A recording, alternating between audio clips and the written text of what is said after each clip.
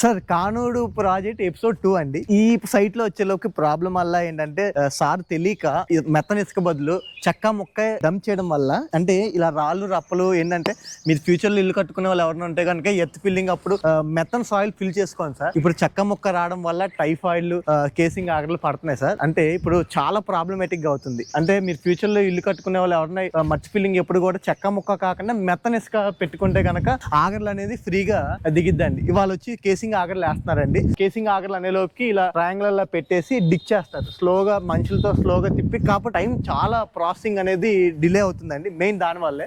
Sir ఏంటి ఇది పట్టుకున్నా అనుకుంటున్నారా? దీంతో ఏంటంటే అండి ఆ రోప్ ని పైకి లాగడానికి అండి, ఆ లాగిన తర్వాత ఆ చెక్క మొక్క తీసుకోవడానికి మెయిన్ ఇదేంటంటే ఎంత క్రిటికల్ అంటే అండి, చెక్క మొక్క వస్తే ఇదే నేను సైట్ ఓనర్లుగా అందరికి వినమించుకునేది ఏంటంటే సైట్ ఫిల్లింగ్ ఎప్పుడు కూడా మెత్తన ఇసుకతో ఫిల్లింగ్ చేసుకోవాలండి. స్క్రాప్ చెక్క మొక్క బిల్డింగ్ తో ఫిల్ చేసుకుంటే చాలా ఎంతవరకు అప్పుడు ప్రాబ్లమేటిక్ గా ఉంటుందండి.